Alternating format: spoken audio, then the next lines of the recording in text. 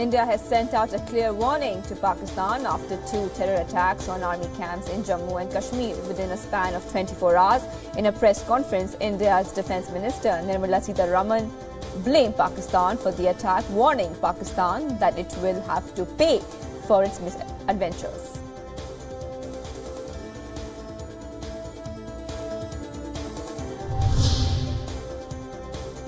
India's National Investigation Agency will now investigate the escape of Lashkar-e-Taiba terrorist Naveed Jatt from custody. Naveed Jatt was arrested in 2014. He escaped from a Srinagar hospital last week. Jatt was taken for a routine checkup with 5 other prisoners.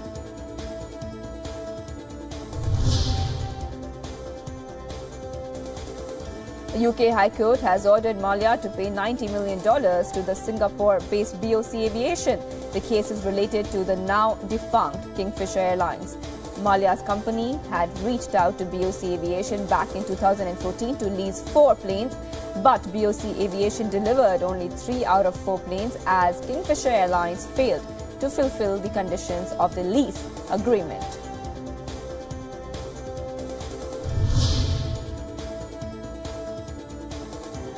A Hindu fringe outfit Shakti Sena took to the streets in India's southern Coimbatore city to protest against the celebrations of Valentine's Day, claiming it to be an evil adoption from the Western culture.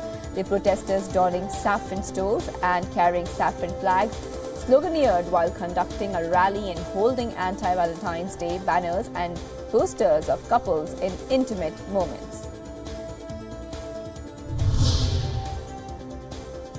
Russian International Aviation Committee released images of the flight recorders of the plane which crashed near Moscow a day before, claiming 71 lives. Experts on Monday started studying the plane's 2 flight recorders as well as some of the around 500 plane fragments recovered so far.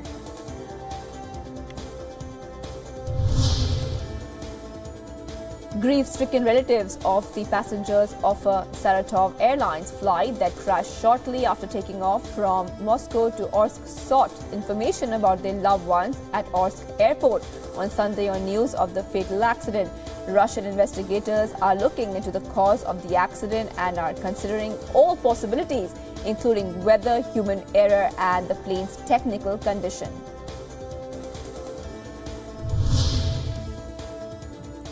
The British Royal Navy worked with London's Metropolitan Police to remove a 500 kg World War II ordnance found in the River Thames at George V Dock.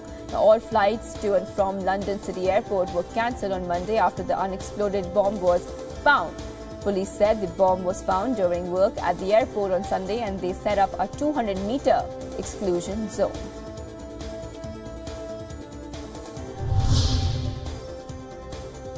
A prominent Haitian lawmaker said Congress will ask the Haitian state to temporarily prohibit Oxfam, one of Britain's biggest charities, from operating in the country while the government investigates allegations that some former staff members may have paid for sex while in the Caribbean country as part of recovery efforts after the 2010 earthquake.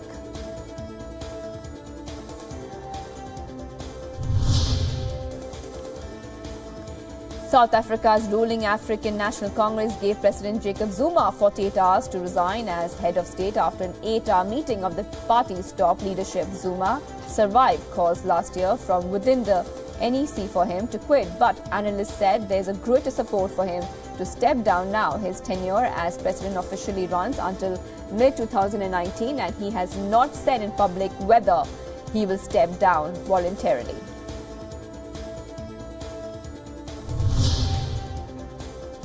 The leaders of South Africa's 2 main opposition parties on Monday called for the dissolution of parliament and fresh elections as the crisis over Jacob Zuma's presidency deepened.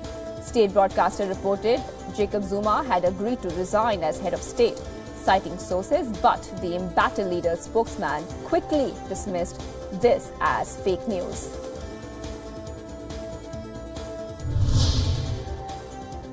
Emergency services in Tonga were working to reopen roads today and assess what assistance they may need after Cyclone Gita tore across the Pacific island nation in the middle of the night. Vision showed extensive flooding and damaged buildings as well as a destroyed Parliament House in the capital. There were no confirmed reports of deaths from the Category 4 storm, but there were a lot of injured people, some seriously.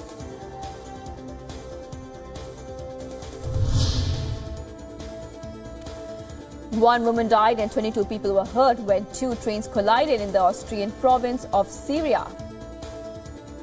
3 children were among those injured in the crash. Austrian State Railway said an intercity and a regional passenger train collided, causing several cars to derail. The cause was under investigation.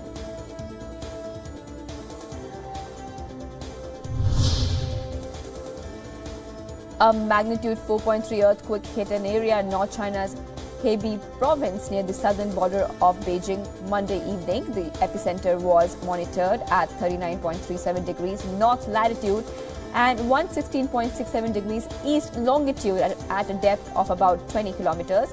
Tremors were felt in the center of Beijing, some 62 kilometers to the north of the epicenter.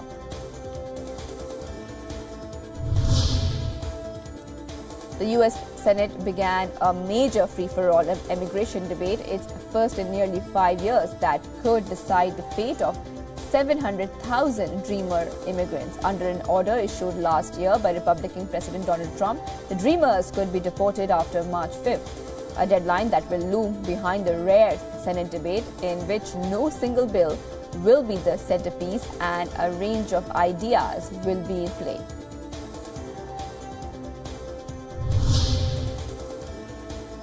United States President Donald Trump unveiled his second budget seeking to make good on his promise to bolster military spending and requesting funds for infrastructure, construction of a wall along the border of Mexico and opioid treatment programs. The budget plan, which is viewed largely as suggestion by Congress, which has the constitutional authority to decide spending levels, will likely draw criticism from conservatives.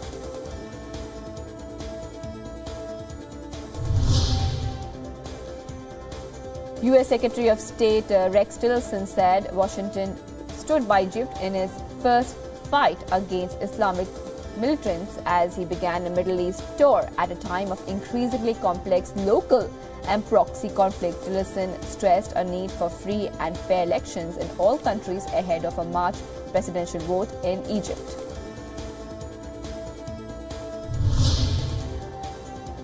U.S. Secretary of Defense Jim Mattis arrived in Rome on Monday, where he met with his counterpart, Italian Minister of Defense Roberto Pinotti. The two officials stood at attention as a military band played the United States national anthem, followed by the Italian national anthem, before inspecting the honor guard and going inside the building for a meeting.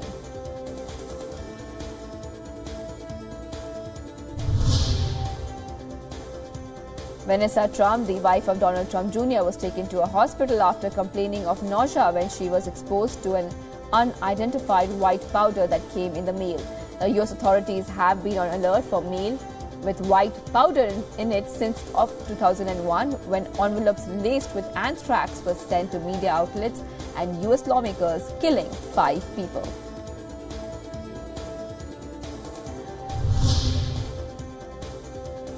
Former U.S. President Barack Obama joked about his ears and grey hair and praised his wife Michelle Obama's hotness at the unveiling of the couple's official portraits at the Smithsonian National Portrait Gallery. The Obamas tapped artist GUINEA and Amy Sherald for the paintings, which will be added to the National Portrait Gallery's collection of presidential portraits.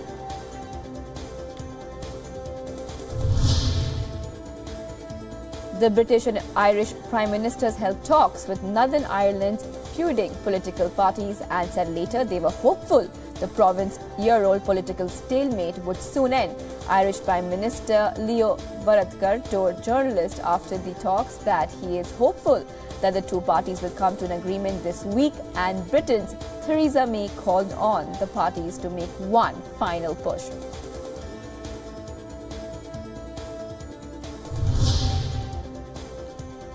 An indigenous woman backed by Mexico's rebel Zapatista movement, who registered last year to run as an independent candidate in next year's presidential elections, met with academics and university students to reflect on social, economic, political and racial inequality. Maria de Jesus Patricio Martinez, known as Marichoy, is the spokeswoman for the National Indigenous Congress, the political arm of the Zapatista National Liberation Army. Last May, she was picked to be the group's 2018 presidential candidate.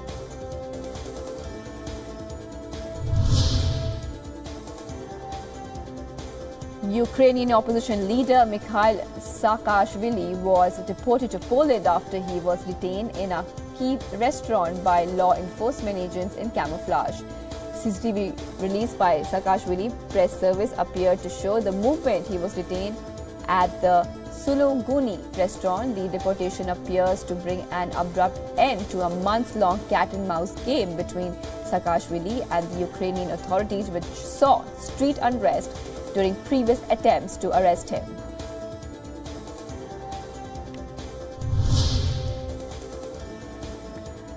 A demolition site on the Sydney waterfront, recently bought by a China-backed developer with plans to build a luxury apartment tower, caught fire this morning, prompting its evacuation. There were no reports of injuries.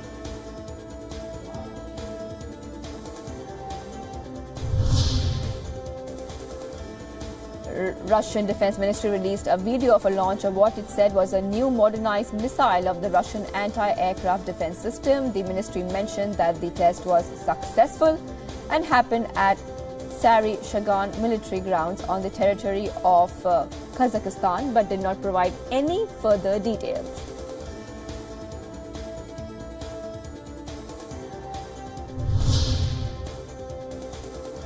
Bassem Tamimi, whose daughter Ahed will stand trial today for assaulting an Israeli soldier, said he does not expect a just trial.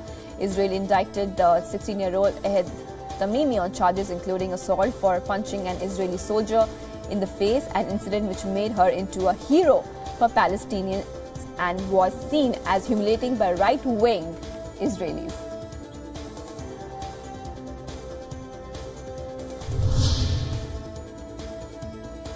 Palestinian leader Mahmoud Abbas told Russian President Vladimir Putin that he could no longer accept the role of the United States as a mediator in talks with Israel because of Washington's behavior. Abbas was quoted as saying he wanted an expanded new mediation mechanism to replace the Middle East Quartet.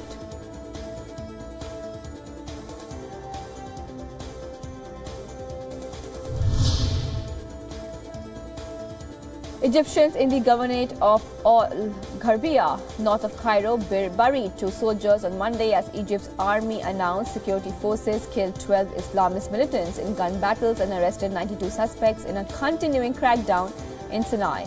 The 2 soldiers were killed on Sunday during the security operation, which involved troops from the Egyptian Air Force, Navy and Army, as well as the police and border guards.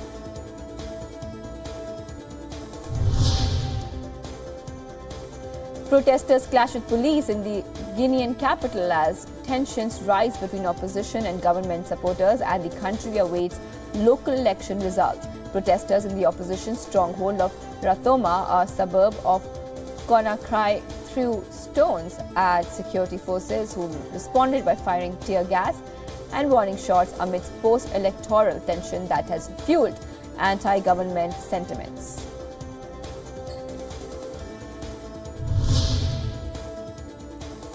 Venezuelan students marched to the capital cemetery to honor fellow protesters killed in anti-government demonstrations in recent years. The march was called United for Life and held on Venezuela's traditional Day of the Youth. Protesters wore black shirts and carried white flowers as they walked to the cemetery. There they placed flags and flowers at the gravesites of demonstrators who were killed.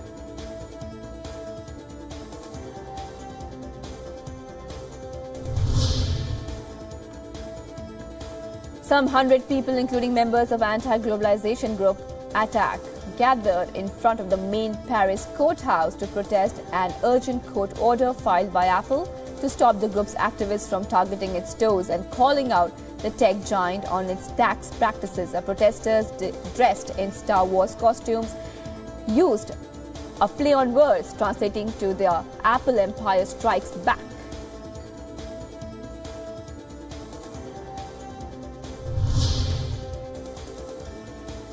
A German consumer rights group has stated that a court had found Facebook's use of personal data to be illegal because the US social media platform did not adequately secure the informed consent of its users. The verdict from a Berlin regional court comes as the social media giant faces increasing scrutiny in Germany over its handling of sensitive personal data that enables it to micro-target online advertising.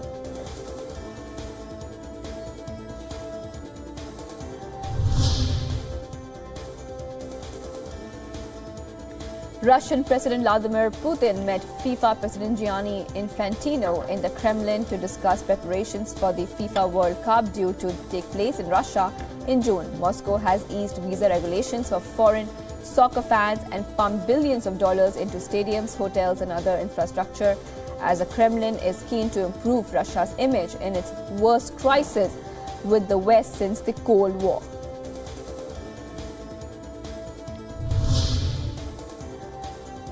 The funeral service for NFL football player Edwin Jackson was held on Monday in Atlanta, Georgia, where mourners paid their respects to the Indianapolis Colts linebacker killed in a car crash with an alleged drunk driver. Manuel Orrego Zavala, a Guatemalan citizen, was charged with 4 felonies, including drunken driving causing death.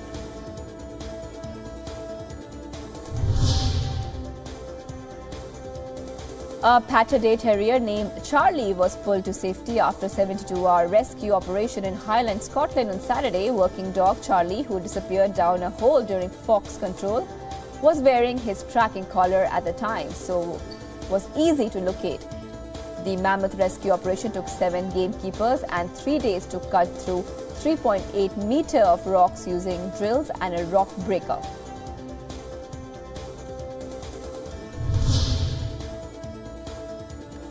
For the nearly 3,000 dogs converging on New York City for the annual Westminster Kennel Club Dog Show.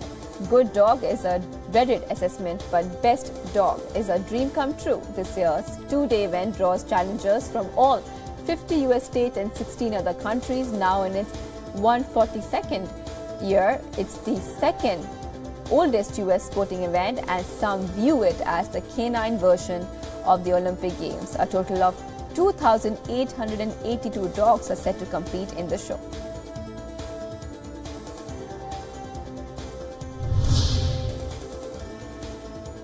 In the East London's Canvas Cafe, dogs are heard barking and seen running around while their masters prepare for their Doga classes. Now, Doga is a new fitness craze where people practice yoga with their dogs. Doga is just one of the new forms of yoga. People can do yoga with almost every animal, and many of them go to farms to practice yoga with bunnies and goats.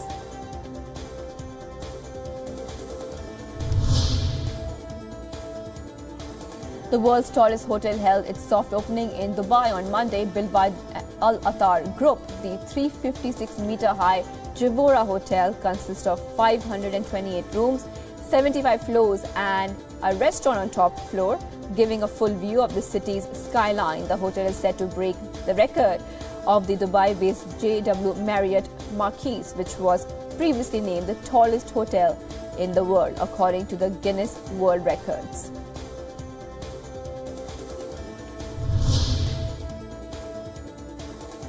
Billed as Europe's only surviving repair shop for fountain pens, a small store on Zagreb's main square is still going strong, defying the odds in the age of typing and touchscreens. The quaint shop, called Pen Clinic, originally established in the 1940s, built a reputation for itself as Zagreb's premier shop for repairs of expensive fountain pens and other stationery.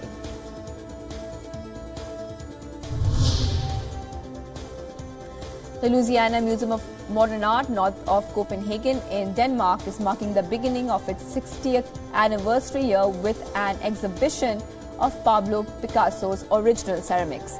Organizers said some 160 pieces were on display in the Picasso Ceramics exhibition, which is made up of works gathered from the Picasso family's private collection, as well as Picasso museums in Paris, Antibes and Barcelona.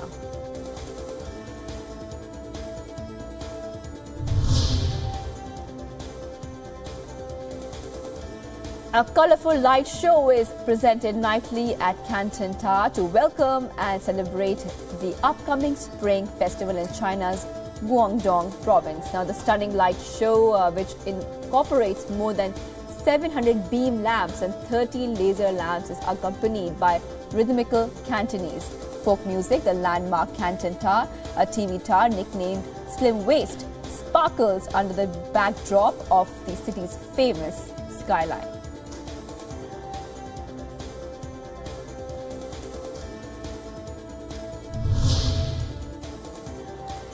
Film fans on Monday queued to buy tickets for this year's Berlin Film Festival. Some even spent the night at counters to be first in line.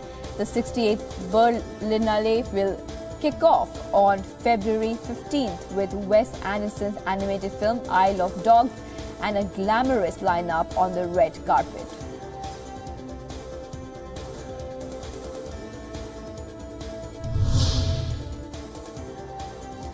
Streetwear is having a fashion moment. The style, rooted in hip-hop, skater and surfer fashion, is going mainstream, with designers showing tracksuits, baseball caps and hoodies alongside traditional tailored clothing. The streetwear inspiration was felt on the runway of Tom Ford's Men, with the veteran designer showing oversized puffers, jogger pants and sweatshirts alongside his signature suits and coats.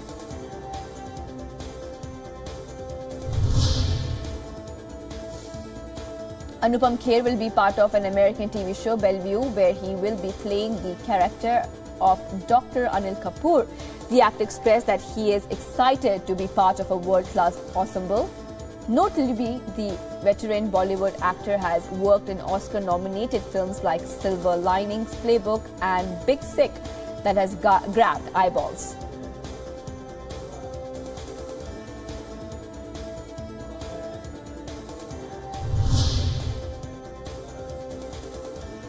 U.S. organization Screen Actors Guild American Federation of Television and Radio Artists released a code of conduct on sexual harassment. This is aimed at instructing 1.6 lakh members on how to deal with the issue to protect them and advance equity at workplace earlier.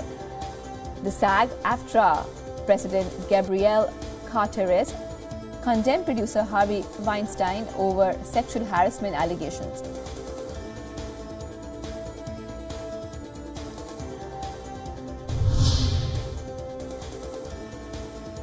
The Pakistani government has refuted reports of the Bollywood film Padman being banned in the country, while clarifying that its Central Board of Film Censors is yet to watch it. The government further stated that the decision to grant NOC to the film is yet to be taken and irresponsible political motives will not affect the decision.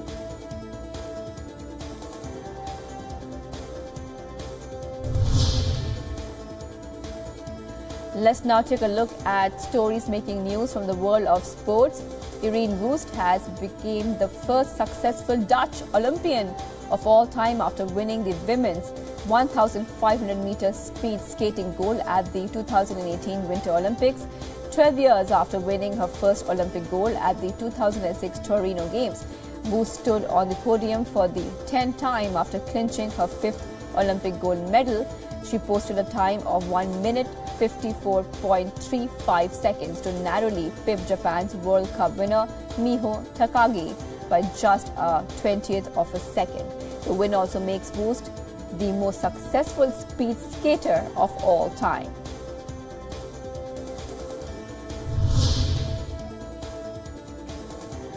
The International Olympic Committee is hopeful of completing all events before the scheduled end of the Winter Games, despite events being postponed due to extreme weather conditions at Pyeongchang.